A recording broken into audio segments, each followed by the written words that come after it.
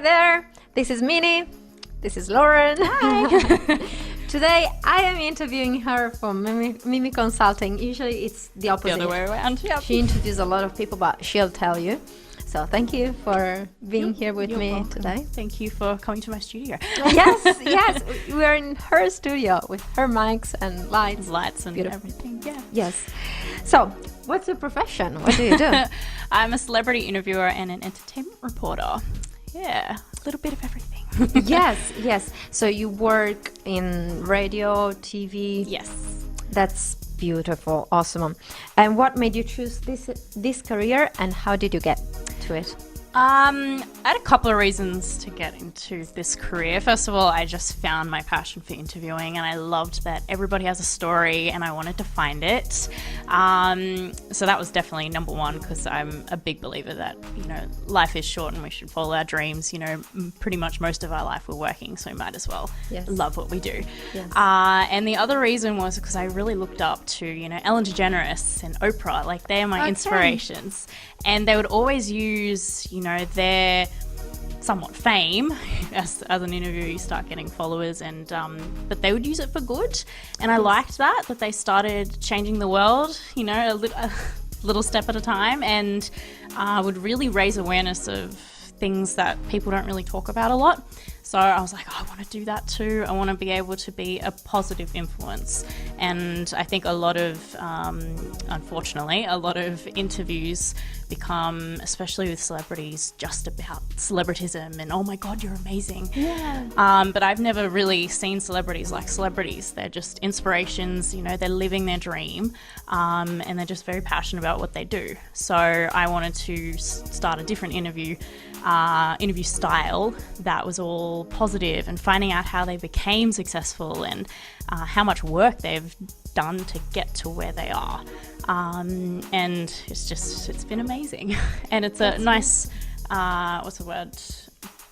I guess a nice, comfortable interview style where it's just unlike other interviews that are a bit like an interrogation. Yes. They're very comfortable, informal, and genuine, like talking to a friend. Yes, which is the best part, I think, because you can definitely see the person, not just the professional figure, and it's a good way to look at it. Sometimes the most interesting thing. Yeah, definitely. Yeah. That's good. And I've always thought that, interviewing people and speaking at the radio, people just hear 5 minutes of the interview and they're like, oh my gosh, I want to be a radio speaker as well. That's the best word. Best job. The best job ever, because they just see the tip of the iceberg. Yes. So do you confirm this, and how much preparation, let's say for 5 minutes of interview, how long does it take you really? Yeah, well, especially with Rave It Up, since it's not just a radio show, we do videos for YouTube and the website. It's so much preparation and stuff behind the scenes that people do not realize. Like, they think that I just rock up and, ask whatever. But especially before an interview, because I pre-record pretty much all my interviews now and just, play them live. But when you do hear my show on Tuesday nights, I am in the studio live and just talking in between the breaks. But it just gives me that room to, I guess, edit what I need to edit. I've had a couple of people swear on the show, and because, yeah, exactly. And it's good when it's pre-recorded because you can edit that out. But you can't do that if it's live. But a lot of time and effort goes into, just even organizing the interviews. Getting big people on the show is not easy. I've had to work really hard to start getting, those contacts and people now offering me interviews. Like, I've always wanted to get to that point, and I'm so grateful for it now. Because you can actually make a selection. Yeah, exactly. It's like, would you like to interview this person? They've just released a song or an album. They've announced a tour, and it's fantastic. But then once you've organize the interview, then you've got to research them and come up with the questions. So you can't say, okay, nice to meet you. Who are you again? I know, just as you said, the tip of the iceberg of you, Yes. Because I've met other radio presenters where they literally just have done the bare minimum research. Like they just know that, they've announced a tour, but nothing else. I love going into an interview prepared, and people do notice that, because if you bring up a question that they don't even see coming, it's like, wow, you've done your research. Yeah. Thank you. Because then you start asking more deep questions other than the tip of the iceberg. That's going to be my thing today. Okay, exactly the same 10 questions for everyone. Exactly. So, there are some questions I ask everybody in all my interviews, but that there's a reason for that, because everybody has a different answer, and it's very interesting to see. So a lot of research, not just a simple Google search, but I do turn into a bit of a Facebook stalker. I really do. I want to know all about your life so that I can really, get to know the real person before I even meet them. Don't worry, I already did this for you. So okay, see, it's normal. And then we've also got the website, so I've got to stay up to date with all the news, from celebrities to movies, music, TV. Luckily, I used to do it all by myself. Luckily, I do have amazing writers, if they're listening or watching. Thank you very much for your hard work. Watch it. Yes. And luckily, I've got those writers to write those articles for me now, and keep the website updated. But obviously, I still got to keep it all updated too. And then the weekly wraps, like the wrap of the news for the week that I do every single week on YouTube, that's a lot of hard work too, because I always film on Thursdays. I'm just that, prepared and organized. I'm doing it that day. But I've got to obviously write it beforehand, film it, edit it, put it up. And I do have a life outside of this somehow. I don't know how. I don't know. Is it that you just call the celebrity, okay, can you get here in half an hour? And no, there's a lot of planning in advance. It does help when you start, because my interviews are so casual, as you said. I do actually become friends with a lot of people I interview, like yourself. Yeah. And it does become a lot easier when you have that contact. You just message me going, hey, can you do this? So it does become a lot easier, because I can do that too. Otherwise, I've got to go through publicists and agents and managers. People don't understand how hard that is, because it's a barrier before you even get to them. But I've become, gotten good contacts through publicists and managers, so they know who I am now. As I said, people offer me the interviews. And you schedule everything in advance. I schedule everything in advance, especially with how many interviews I pre-record. I need to keep up to date with when I'm going to play what, and keeping it, airing it in time. If they're releasing an album, I've interviewed them before the album's even come out. I've got a copy of the album before it's even come out. I love that part of the job, but we'll get to that later. Yes, thank you. But I need to make sure that I'm airing it in time of that album release, and sometimes it gets hard, because it's some people I've got to air before then, so it's sorry, do you mind if I, air it then? And so you've got to be really organized. Definitely. Yeah. And talking about the satisfactions of your job, what are the greatest ones? Well, that is one of them, that you get a lot of freebies, but I don't like to be that superficial about that. Obviously, getting the freebies and meeting amazing people. I think a lot of people would be like, oh my God, what an amazing job, because you get to meet all the celebrities. That is a great part of it, but at the same time, as I said before, I don't really see them as celebrities. I just see them as people that are loving what they do, and I love being around positive and passionate people, because even it lifts you up even more. Yes. I'm already such a positive person, but once I come out of a great interview with someone amazing, I'm like, okay, back to work, working harder, no excuses. And you just get, especially when you've done your research and you get to ask those deeper questions, the questions people aren't asking, is that you get the stories and get insights, that you wouldn't have got otherwise. So I've heard some amazing stories, even off air, it's incredible. And then another part of it is that I have obviously Rave It Up has grown over this is the 7th year I've had this business. It's crazy. I know, I've started it when I was 16. It's a relationship. I know, it is. I'm pretty much married to it. And obviously with being around for so long now, I have got a loyal following, and I absolutely really appreciate all the fans out there and just the messages that they send me, and that I have, like I've just started those Mindful Mondays videos where they're, advice videos, and that's another way for me to try to make a positive difference. And, I love giving advice to people that are having a bit of trouble in their life, and the messages that I get that they're, it's either made their day or it's really helped them, I'm like, it just touches my heart that I'm doing good, and not just it all about me, because I don't like to be like that. But, Okay, that's nice. Yeah. The other side of the thing. So what would you change in this industry? Ooh, that's or a in very this good job? question. Yeah. Obviously, I've met a lot of different people in my time in this industry, whether it is a celebrity or managers, or, I don't know, people, trying to make it. And I gotta say, like, I've been lucky enough to meet a lot of people that are supportive and, are there for you. And it's kind of like a family. Then you've got the flip side where everyone is just competition. Everybody's trying to compete against each other and try to be number one. And I hate that. It's like, why can't it be that, like the other side where it is like family and that we're all there for each other and helping each other out? That is something I would definitely change if I could. I'm trying to change it. I obviously help people out like yourself for this interview.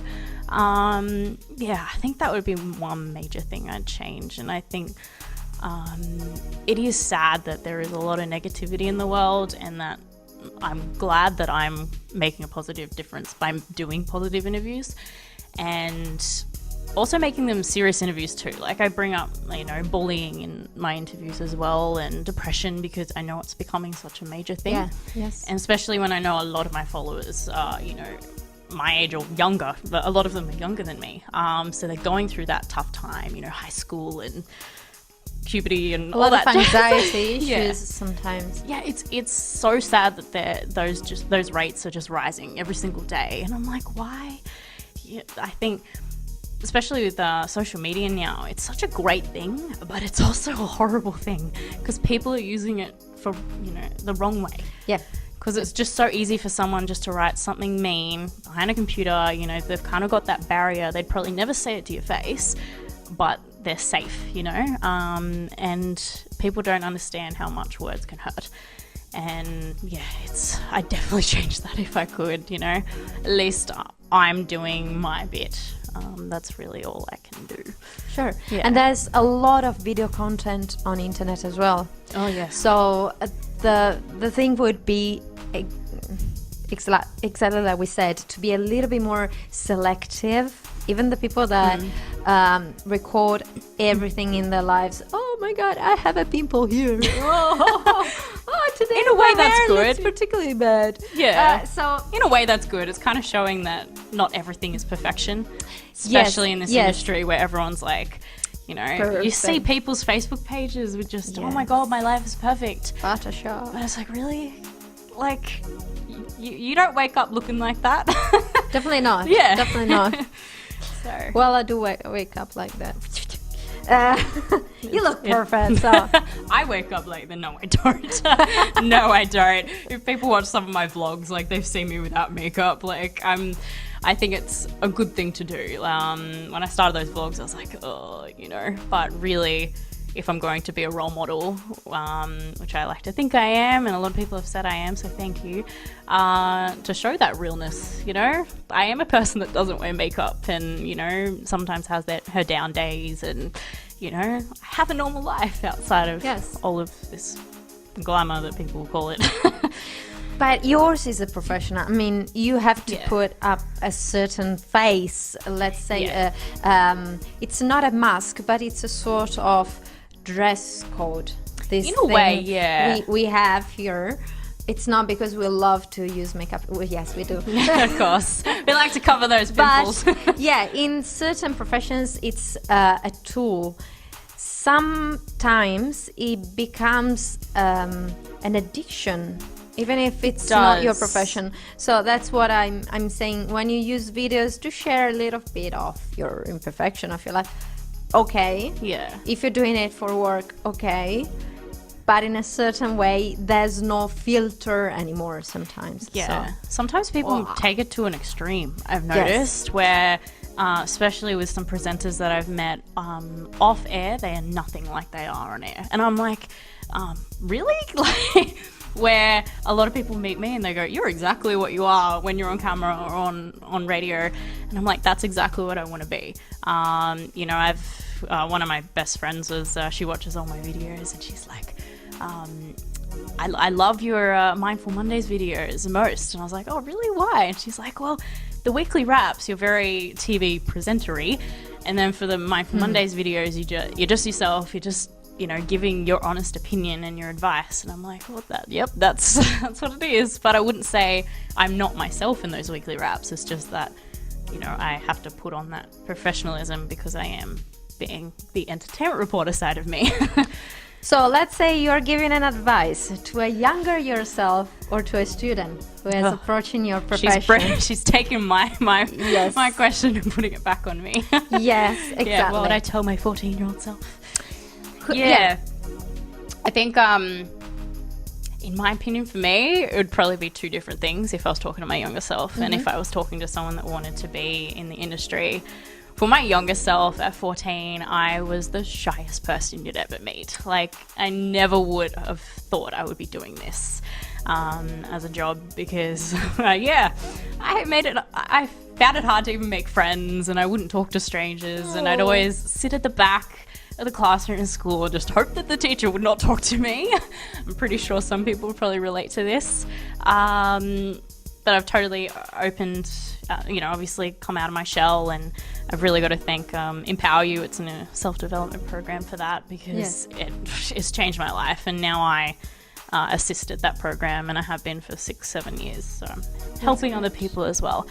Everyone go check it out. tomorrowsyouth.com.au. I just had to give them a shout out because they really have changed my life. But if I was talking to my 14-year-old self, I'd definitely just say, I was definitely too worried about people's opinions. And I'm like, do they like me? What have I done wrong? Why I was definitely not the cool kid. Or what if I do something wrong? Yeah, exactly. And that's why I would never put my hand up in class. And I'm like, oh, what would people think? I'd definitely tell my 14-year-old self just to relax and don't care about what other people think, and really just especially when I was starting to do Rave It Up and I knew what I wanted to do after school, and people just thought I was weird. And now that I think back upon it, why was I so scared? Like, I was still doing it, and I started getting in that mindset, especially after Empower You. I was just like, I don't care what people think. I love what I do.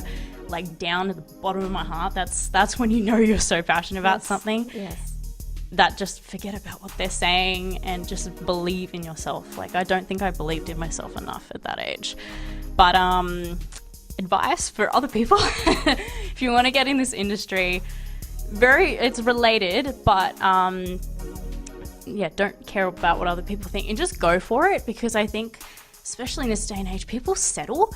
Like, everyone's got a 9-to-5 job, and they think that after they leave school, they've got to go to uni and then get a 9-to-5 job. But as I said at the beginning of this, most of our life we're working. If you hate your job, don't do it. Like, there's so many ways to try to, even if you don't do good at the HSC, because I did not, I didn't get a good ATAR at all, but there's so many other ways you can get into what you want to do. So obviously with a bad ATAR, I couldn't get into uni. I didn't really want to go to uni anyway. I didn't like that lifestyle because it was so, if I wanted, I did do a journalism degree, but if I went to uni for a degree, then I'd have to do it for like 4 years or something. And I was just thinking, that's such a waste of time when I already had this business and I just kind of wanted to learn a little bit more and, Sure. And I was like, wow, that's such a waste of time. I just want to get that piece of paper and do what I'm doing more. And so I went to a private college, Macleay College. They're actually one of my sponsors now for the show, and I did that in 2 years for a degree. And it was so much more hands-on and much more practical. And, you know, your teachers work in the industry right now, so you made so many great contacts. And I'm really glad that I made that decision. So there's so many other ways you can get into what you want to do. I definitely think and people hear this all the time, but I could not believe it more, it's about who you know in the industry. It obviously a little bit is what you know, especially in this day and age. If you want to do radio, still learn TV and print, because they're all going to come in handy. So that's what I did, and you've just got to be across it all. And I think just go for it, like follow your dreams. You do find people like myself and Minie, where we support people that want to, you know, follow their dreams and do it. So you just got to find those people and have them on your side, because it's definitely about who you surround yourself with. If you're surrounding yourself with losers and people that aren't getting anywhere, you're most likely going to be like that too.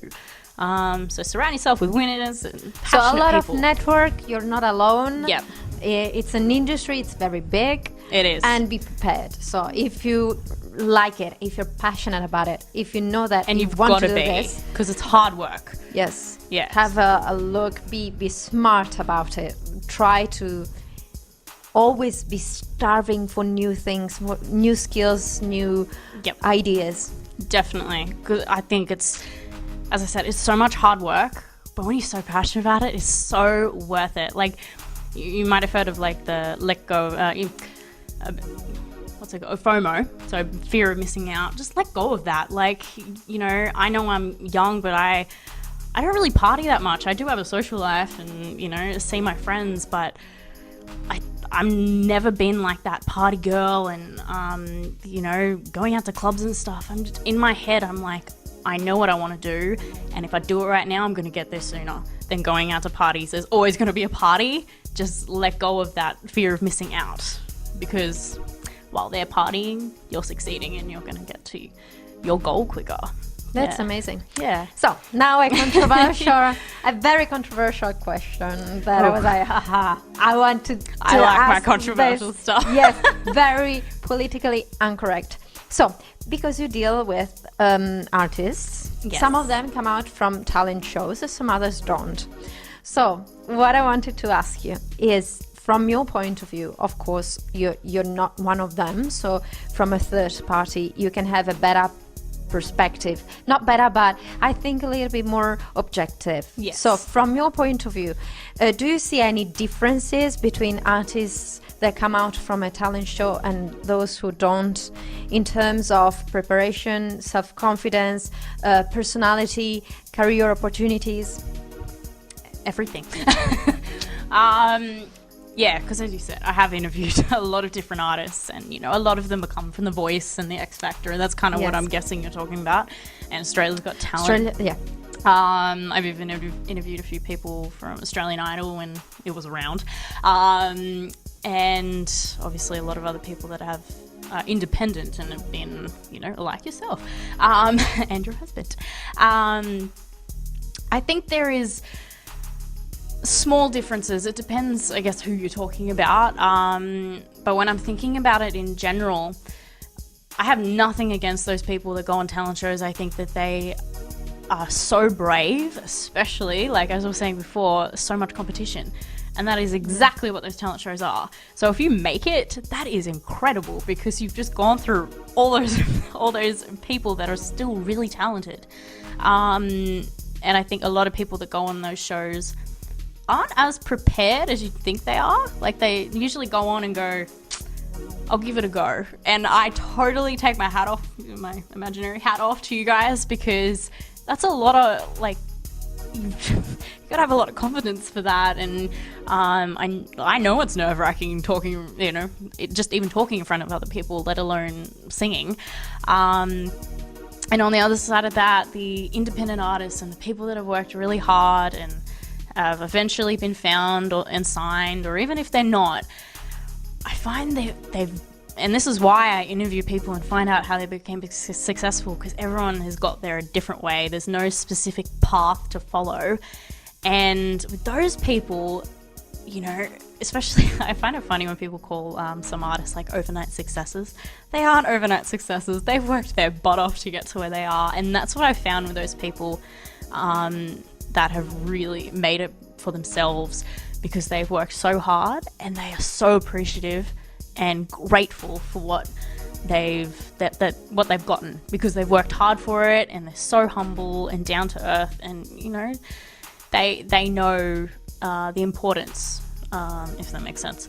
And I'd say it's very similar with the talent show people, because they are very appreciative for where they are.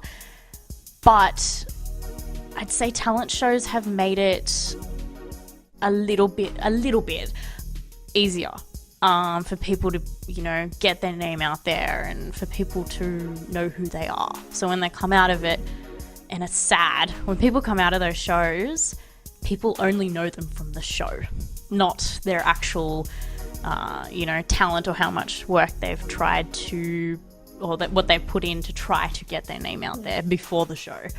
So it's a bit of both. Yeah, that's what I found. You're very diplomatic. I thought you could say something like no to talent shows, or yes to talent shows, and whatever theater people, or I think it's kind of like social media. I think talent shows are good and bad.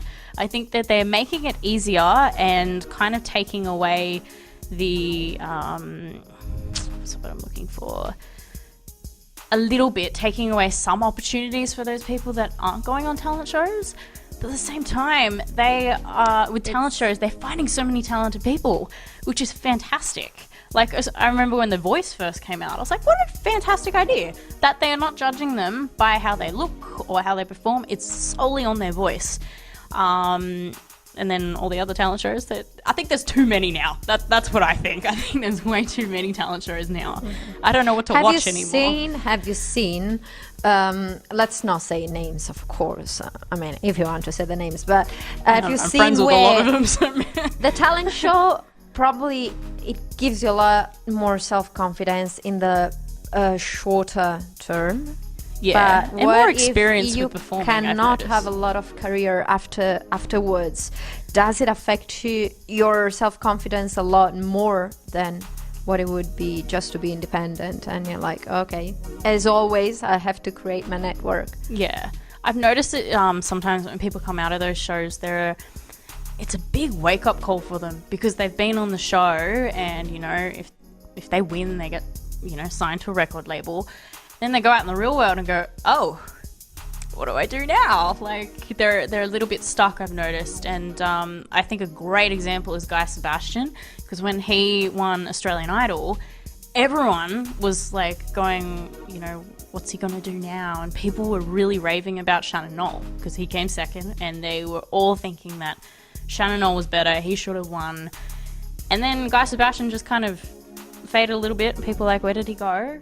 And that was because, and it was the smartest idea, and I really just so much, like, I have so much respect for Guy Sebastian for doing this, is he actually went over to America and really, you know, mastered his sound and what he was going to release before he released it. And then Battle Scars came out, and look at him now. So I think he did it the right way, where he took some time before releasing his own stuff. Little Mix did the same thing after X Factor in the UK, and I think it was the smartest idea for them to do. So if you're going to a talent show, give it a little bit of time, like, no rush. I know after you get out of a talent show, it's like, oh my god, people are still raving about me, I've got to release it now. And I think that time limit somehow kind of stresses people out, and they could have released something better. Yeah, so I think that answers your question. Okay. I think I went off in a little tangent there. No, that's good. Yeah. That's good. So if you guys are going to talent shows, that's good. Go for it. Talent shows are really good. 100%.